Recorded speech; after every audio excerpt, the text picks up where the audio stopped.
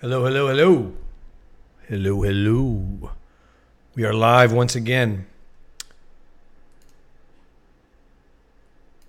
This time the audio should be good. We are going to be basically doing the same stream that we did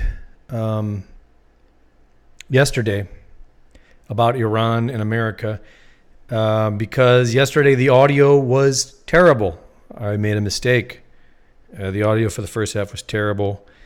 And it's not that bad. We're starting off new with this, and I think I rambled on quite a bit longer than I needed to yesterday. Anyways, so this will be a better version of it. Hello, Phyllis. How is the audio, Phyllis? Can you hear me all right? Thank you for joining.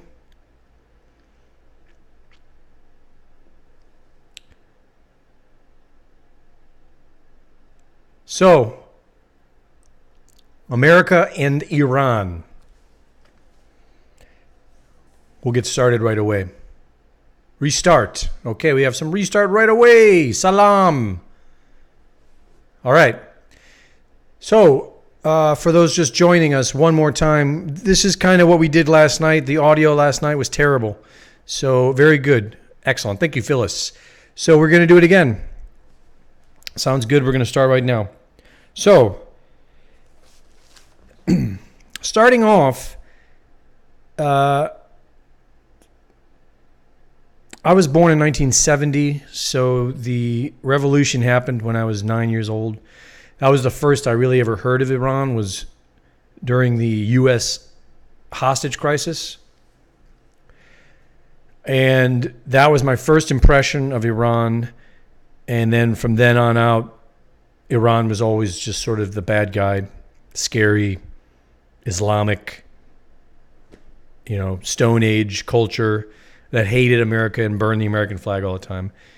And that's basically my relationship with Iran. So it wasn't until, I'd say maybe 10 years ago, when I saw photos of what Iran looked like before 1979.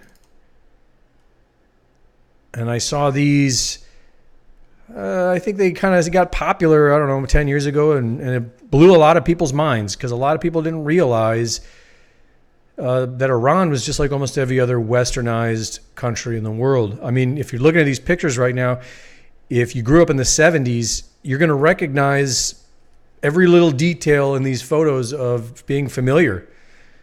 I mean, it looks to me just like growing up in the 70s-ish here in America. Some of these look like they're from the 60s and some even from the 50s. But you get the point.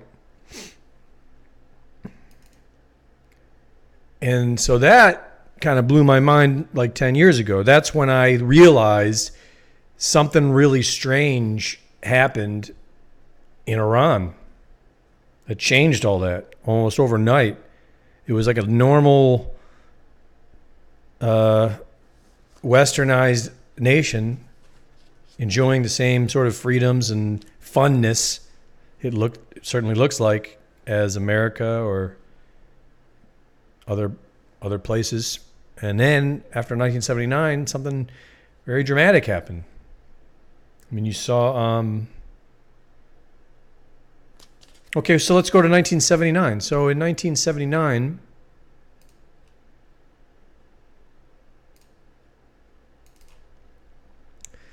the Ayatollah Khomeini led the Islamic Revolution. And what's interesting is some people point out that, pictures of Khomeini without his beard,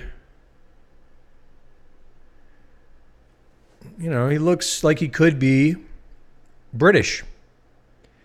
His father was British. And when you look into his past, you can check out this article here if you're interested on discoveringislam.org about how Khomeini was a British agent. And there is a lot of compelling information here that would suggest that. And it really isn't that strange because England has been controlling the oil of Iran for, ever. The CIA admits to helping to oust Mossadegh, Mohammad Mossadegh, in 1953. And that was in 1953, Mohammad Mossadegh, the democratically elected prime minister of Iran, was about to nationalize the oil fields, which was going to bring more freedom and independence to Iran than they've seen in a century. And it was also challenging British Petroleum, which at the time was Anglo-Iranian oil. And so the CIA, along with British intelligence, made sure that didn't happen. And they put the Shah back in control, which would make it seem pretty clear that they controlled the Shah, Pahlavi. And most people suggest that the CIA coup plot in 1953 is really what helped. This was the public excuse used during the hostage crisis or the revolution of 1979. Certainly in a hostage crisis, they were trying to keep the American hostages in return for the Shah, who they wanted to try for war crimes.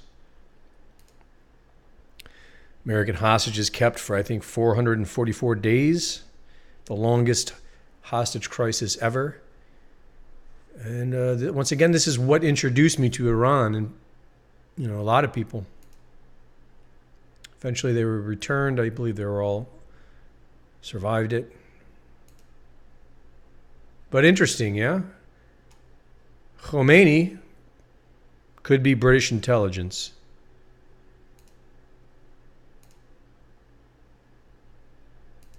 This is when it all changed. Some people in this article here, some people suggest that Jimmy Carter had quite a bit to do with the Ayatollah Khomeini before 1979. Secret meetings, secret negotiations between Carter and Khomeini before the revolution. CIA, British intelligence.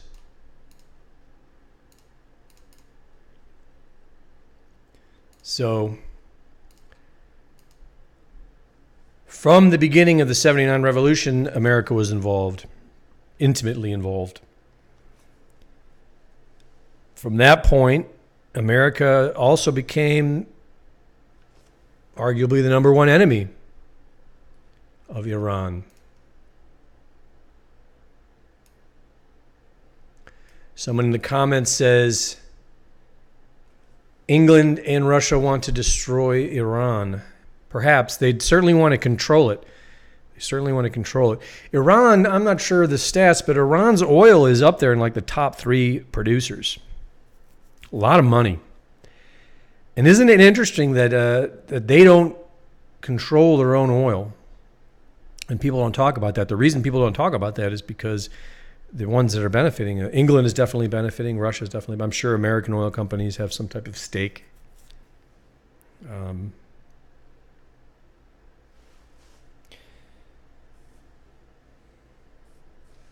So that's before 1979. And what's really interesting is when you look deeper, you will find that before they became this westernized country, and this is probably one of the reasons that they did, was their Persian culture arguably is one of the first of its kind, and it's very similar to the American Constitution, where Cyrus the Great allowed all religions to be practiced, allowed free speech, allowed all types of people to come and be free and be accepted, and it thrived. It was around the time of Babylon. And if you were living back then, you would have preferred Persia, unless you were a bit of a scoundrel.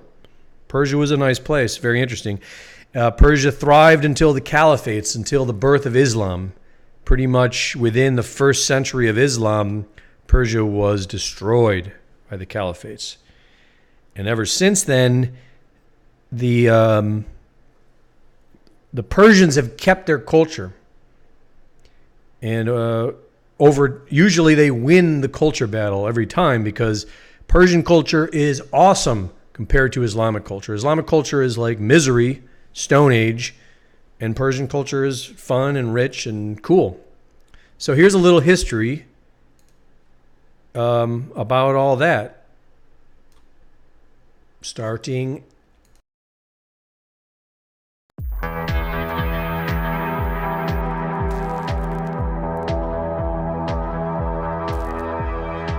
Secretary of State Mike Pompeo says that John Kerry is actively undermining U.S. policy with Iran. To better understand the gravity of this situation, let's take a look at the history of Iran.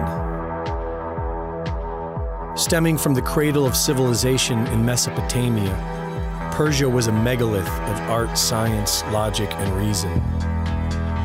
After the fall of Babylon, Cyrus II of Persia, commonly known as Cyrus the Great, was the founder of the first Persian Empire, the Achaemenid. He created the Charter of the Rights of Nations in 583 BC, wherein it was written that government would not reign over the people if they did not wish it. It would not force anyone to change their religion or faith, and it would guarantee freedom for all. Persia and Rome were great adversaries, but they were both overwhelmed by the Islamic Caliphate of Rashidun in the 7th century. Rome was able to survive, but nearly all of Persia fell to the Caliphate. Only the Dabiid dynasty survived and held on to Persia's mystical roots, traditions, and culture. A caliphate is a state of rule that imposes strict Islamic law and does not allow for other religions. It is the antithesis of Cyrus's Rights of Nations. The struggle between these two governing ideologies continued on for centuries, one side seeking to free the individual and the other side seeking to force them into submission. The end of the 18th century brought conflicts between Persia, Russia, and England. England took control of the local trade and brought the borders to where they are today. In 1921, a coup d'etat led by Reza Khan led to the imperial state of Iran. He made himself Shah and became a puppet of Russia and England. The people grew to be resentful. In 1935, under the influence of the Nazis, Persia became renamed Iran. In the 1950s, 75% of Europe's oil came from Iran, and the Anglo-Iranian Oil Company, which later became British Petroleum, only gave a small percentage of the profits to the Shah. In 1953, in an effort to take control of Anglo-Iranian oil, Iranian Prime Minister Mohammad Mossadegh nationalized the oil company. Britain took Iran to the World Court over the matter and lost. But under Operation Ajax, the CIA overthrew Mossadegh and reinstalled the Shah as supreme leader, who gave Britain full control of the oil trade. While it was believed that the Shah was a puppet for Britain and the US, he was both westernizing Iran and restoring Persian culture from the days of Cyrus the Great. And by the 1970s, Iran was well on its way to becoming a free society. In 1979, the Ayatollah Khomeini, who promised democracy and not to impose too much Islamic law, led the revolution, and the Islamic Republic of Iran was born. In 1980, Iraq invaded Iran. The war lasted 8 years. Over 1 million people died, and Islamic rule became increasingly authoritarian. The Islamic Republic of Iran have often been accused of funding, training, and giving sanctuary to terrorists, and they have been developing nuclear weapons. One would think that the United States government would be ideologically opposed to the Islamic Republic. But after President Obama's mysterious Iran nuclear deal, wherein pallets loaded with billions of dollars in cash was secretly delivered to Iran, 2,500 Iranians were granted U.S. citizenship, and 14 Iranian criminal fugitives were released from U.S. custody. One is left to wonder, what exactly was the Obama administration up to? Okay, so once again, I mean, that's a little bit of the history that I was just talking about of Iran. And up until current days, America is definitely intimately involved with the situation of Iran. I mean, looking at what you just saw in there, and then once again, taking a peek back here. This was just before. This looks like it was in these. Most of these look like they're 60s, 70s. Not like what you think, at least not what I thought growing up in America.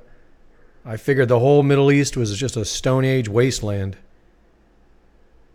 And it wasn't. And we were involved. So then you have the Iran nuclear deal where we basically paying them $150 billion to not make nuclear bombs or something. The whole thing's very weird. If you are a suspicious-minded person like myself, I would wager that Iran was not only being milked for all of its oil, which it's for centuries, but was being set up to be some type of super arch nuclear enemy that was probably in the works for someday for Iran to launch a nuclear bomb at America or something. Major false flag to finally take down the country. If Hillary got elected, that'd be my guess. Or North Korea. They're both similar proxies. Maybe not use the word America. Maybe globalists, deep state. Top of the pyramid, the Illuminati, whatever. Maybe that's who's responsible for meddling with Iran and North Korea, what have you. So after doing these articles on Iran, a lot of comments, and this is one of the... Well, before I get back into it, let me address some people in the stream. Comments. Someone was asking me if I can read the comments. Yes, I can read the comments. The reason I deleted the video yesterday, and the reason I did it was because the audio was horrible. It was my mistake. The audio was horrible through like half of it. And I think I kind of rambled on longer than I needed to. So I just deleted it, and I'm redoing it tonight. So if you watched last night, feel free to tune out, or you can stick around. It's going to be better and more succinct and to the point. So I've heard a lot of comments of people referring to me as a neocon supporting war with Iran, and that was one of the inspirations for me to do this video, was just to explain how I feel about this. War is complicated. I spent a lot of my adult life being strictly anti-war. But yet, as a child, I grew up playing war, being a big fan of war movies. I joined the Marine Corps to go to war.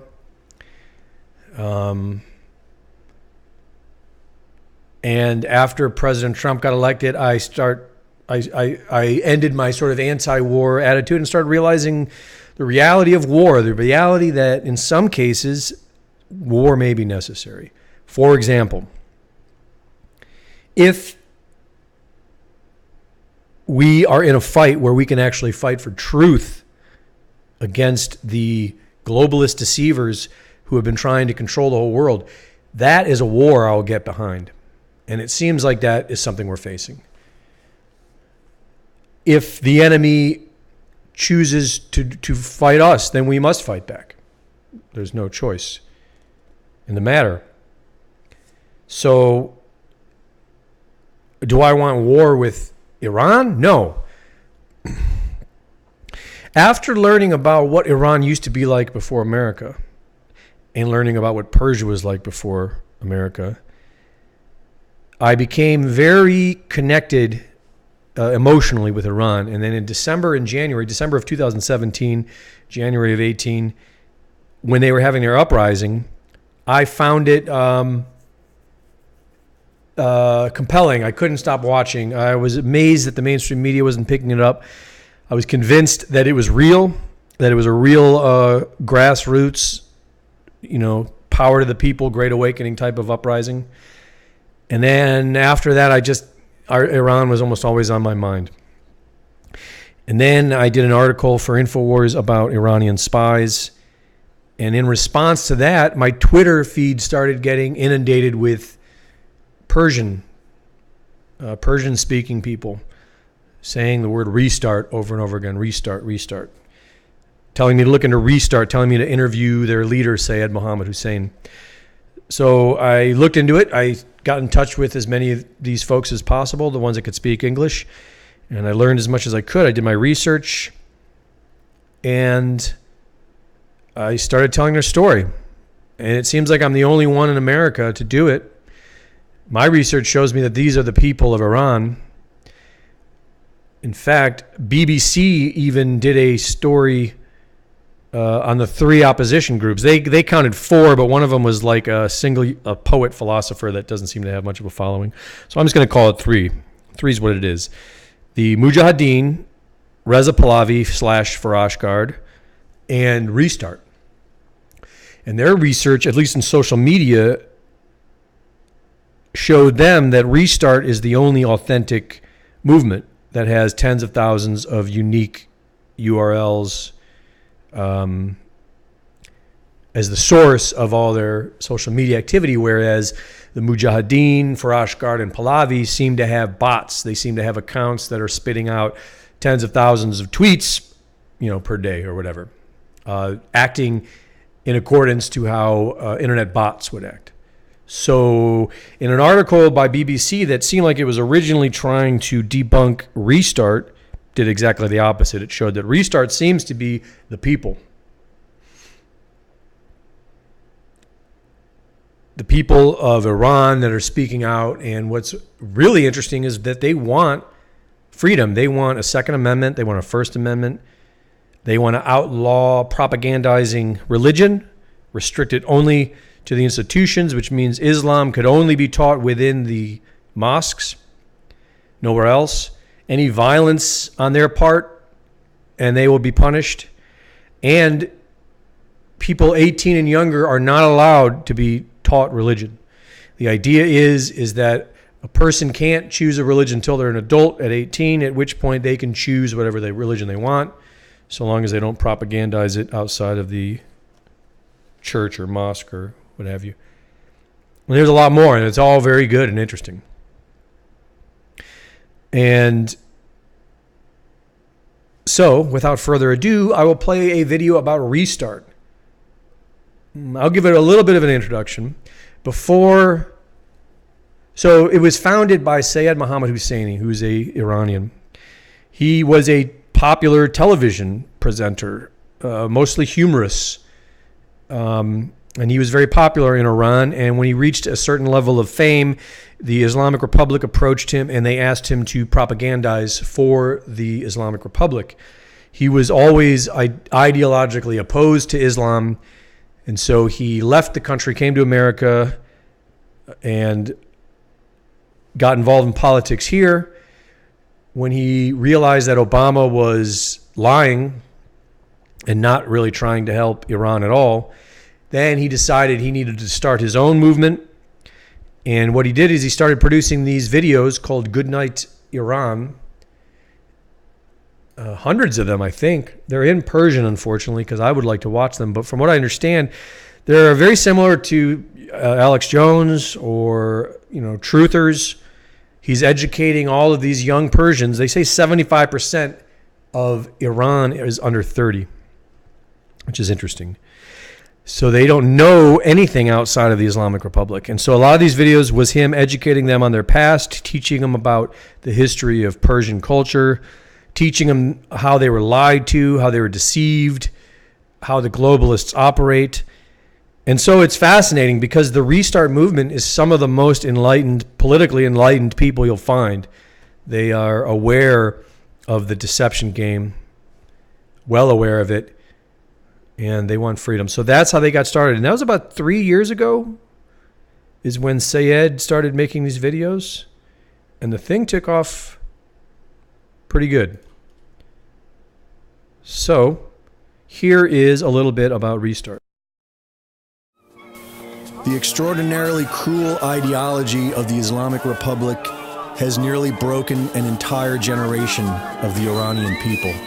And this is precisely why Sayed Mohammad Hosseini, the leader of the Restart Iran movement, began rebuilding the spirit of his people. He posted a booklet online with instructions on personal health, strength training, and how to win a revolution. He taught them all to use aliases and to not be in groups of more than 2, so that if they were arrested and tortured, they wouldn't know anyone's name. And after having time to prepare themselves, they were issued a series of challenges.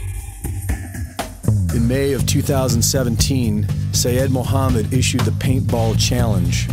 The people were instructed to mark government buildings as targets of the people by throwing paintballs at them and tagging them with spray paint. Next was the Noise Bomb Challenge. Restart was instructed to set off fireworks at 9 p.m. on June 6, 2017, as a call for freedom and a symbolic act to awaken the minds of the people. The Challenge of Wisdom called upon Iranian celebrities to discuss the problems of the regime, but not a single one of them replied. And so soon after came the Swearing Challenge, where Restart was challenged to speak their feelings harshly to members of the regime and its puppet celebrities on social media. The objective was to break their egos and show them that the people were aware of their crimes. In the Rock Challenge, the people wrote Restart on rocks and threw them through windows of government buildings to show the regime that we are many and we are everywhere. In October of 2017, Sayed Mohammad issued the Fire Challenge. The challenge was to burn down the Basij and the banks, but he also gave explicit instructions to not harm any living thing. And so while some of the fire challenges produced real damage, many of them amounted to a brave symbolic stand against tyranny. The Fire Challenge gave the people courage. After a lifetime of fearing the Islamic Republic, the people of Persia had rediscovered their birthright, freedom.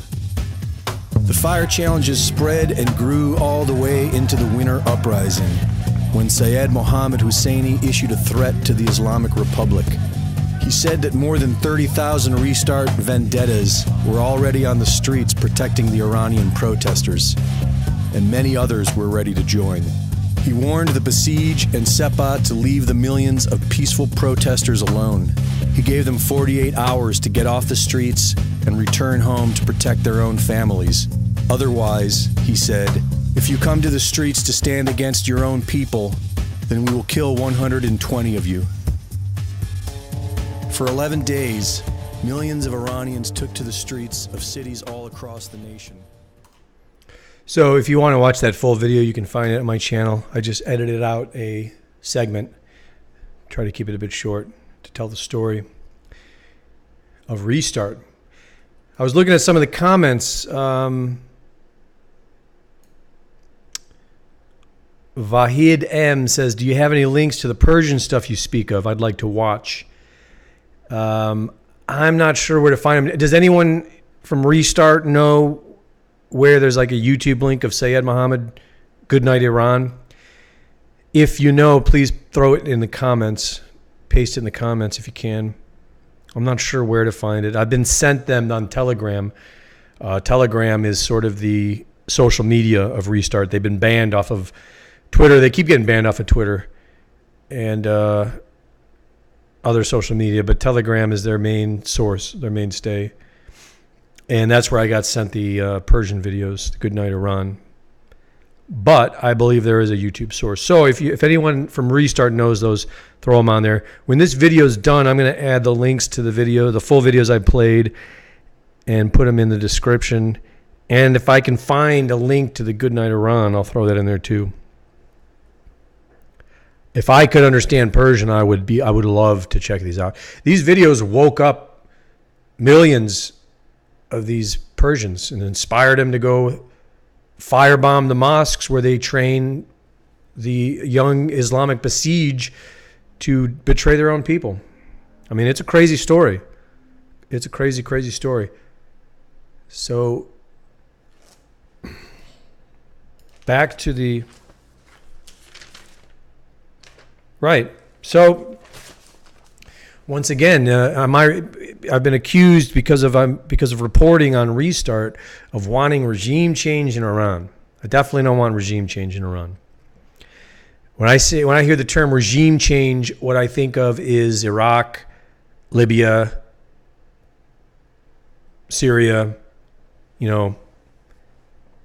total quagmires, total intelligence, CIA, Mossad operations gone upside down, which is exactly what they're supposed to. Destabilization, so that they can then take a bunch of angry people and bring them home to your country, of the people who attacked them in the first place. Pardon me. That seems to be the game that's been going on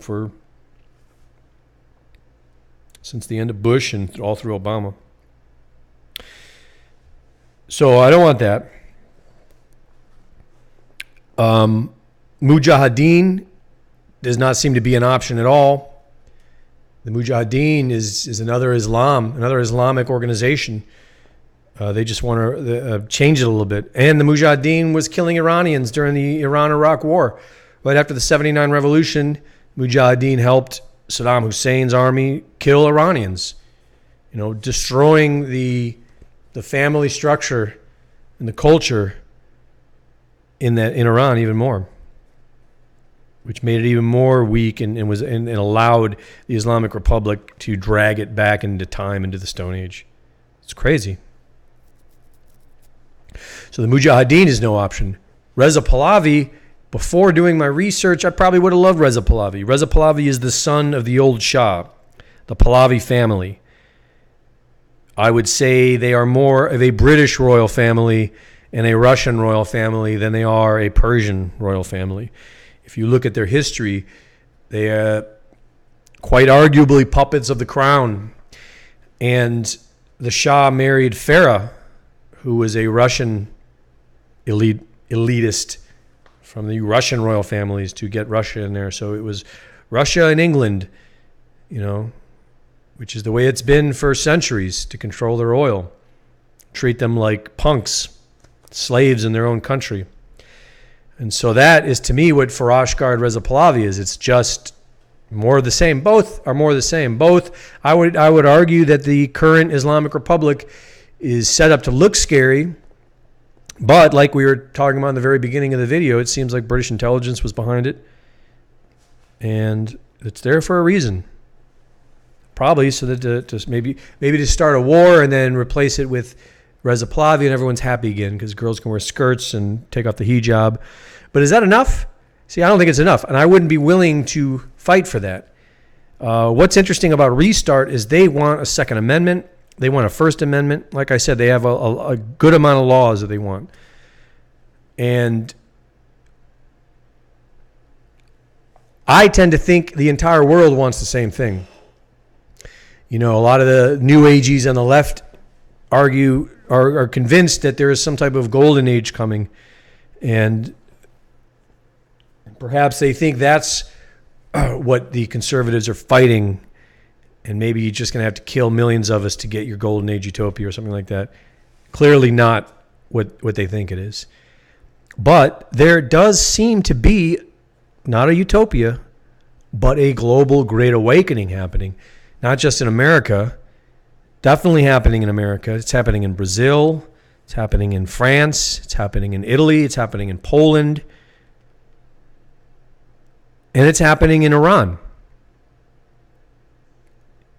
And so my feeling is if we're going to make America great again, then we can't just pull our troops back and take care of ourselves. I'm all for that. But what we need to do before then is we need to clean up at least some of the major disasters that we've created or people in our name. Obama, John Kerry, McCain. We might want to, and the whole neocon agenda and the neo-lib agenda and the whole left. If we could distance ourselves from those Americans and blame it on them and say we're just going to take care of ourselves now. But I don't think it's a good idea.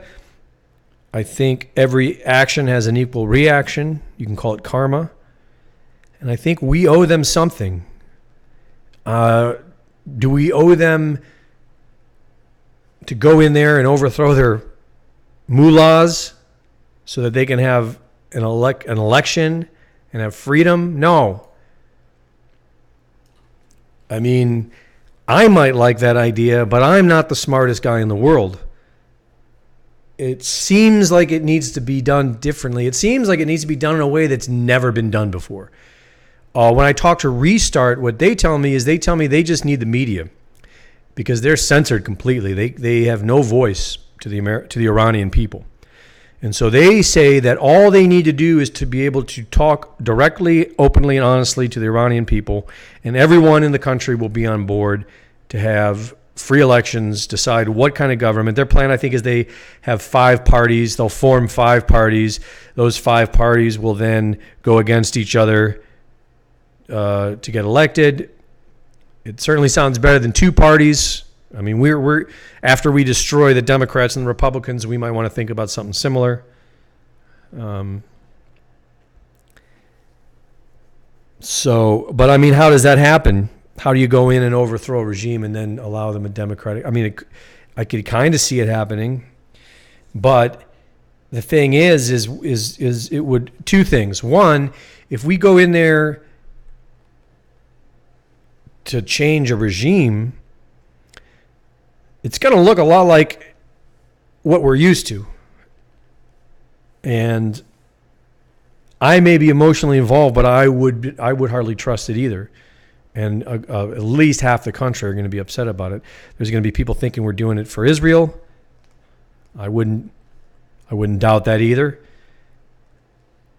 And people will think it's just another rotten American intervention. Illegal interventionism, if that's even a word, I'm not sure. So that's one thing. And the other thing is that even going to be good for the people? Like, if the people don't take it themselves, will they be able to keep it?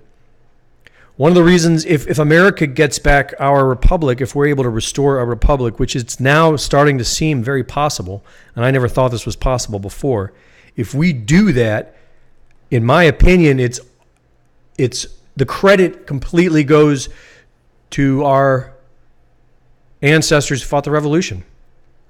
Because they fought hard. It was not easy. The enemy, we had to really earn it.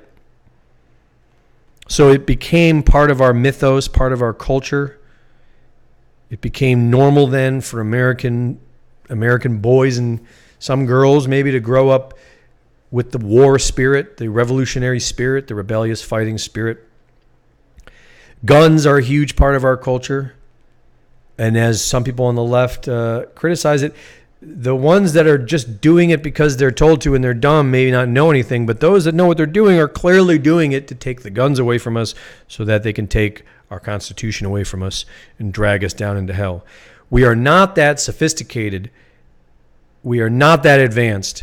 We are still living in a jungle. It's still a dangerous world. Not all of us are caring about others.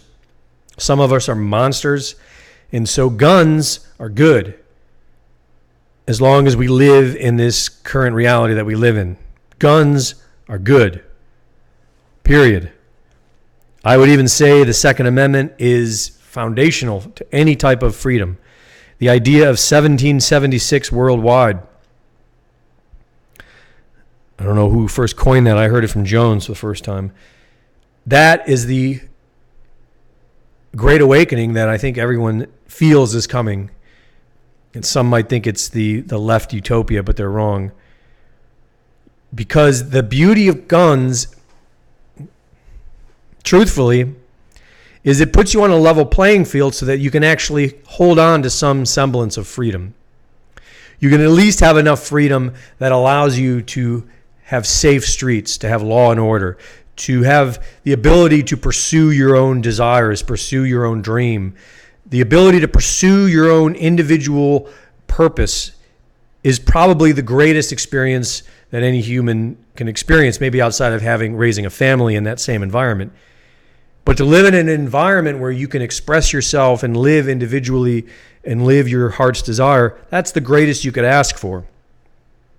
And that's what freedom allows. Now, the difference between America and other countries that have freedom is what we're seeing in, say, for example, in Europe. A lot of these countries, their freedom is being taken away from them. And they have no recourse. They have no way of keeping it. Some of them might be able to elect it in. Some of them are being able to elect it back in, to vote it back in. You know, it hasn't gone completely bonkers yet, but it's heading that way. And if we lose our guns, then that's what's next.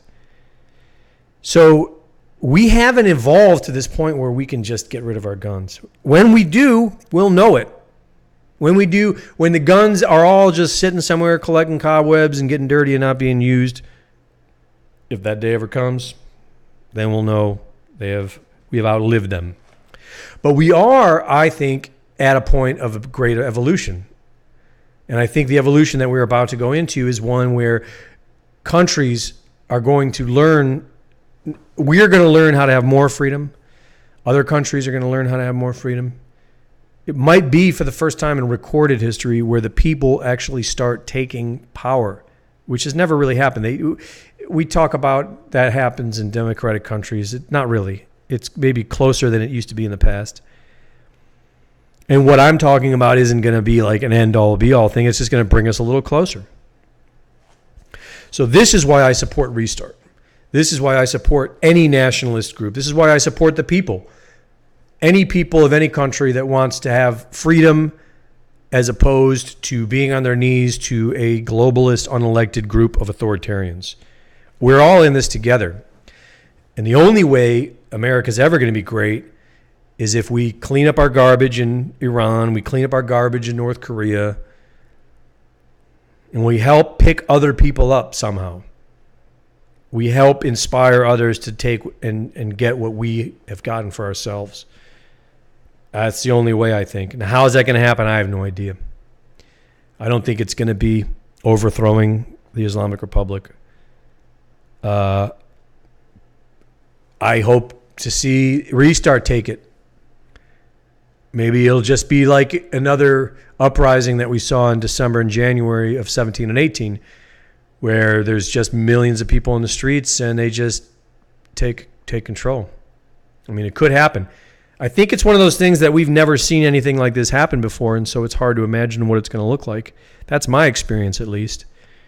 But I hope to see the people of Iran free. I hope to see the country return to Persian culture. It's still over 60% of the country is Persian, and they have to celebrate. They have to hide in their own homes to celebrate, you know, in their traditional Persian ways. So I hope to see that change. And do I want to see, once again, no, I don't want to see regime change. I am not a neocon. I do not believe Restart is CIA. I believe that CIA is quite friendly with the Mujahideen and Reza Pahlavi. But I see no evidence that Restart is anything but the people. I could be wrong. I've been wrong before. And if I find out I'm wrong, I'll be happy to admit it. I'm kind of a fool. You know, I only know what I think I know until I don't know it anymore. So that's today's show. I hope you enjoyed it. If you have any suggestions or critiques of how I can make this more interesting, what I can do differently, please leave them in the comments. I will read them. I will look at them. I'm also going to update this as soon as I can. As soon as I'm able to, I'm going to add some links in the thing. And that's it. Good night, everybody. Have a great day, and I will see you next time.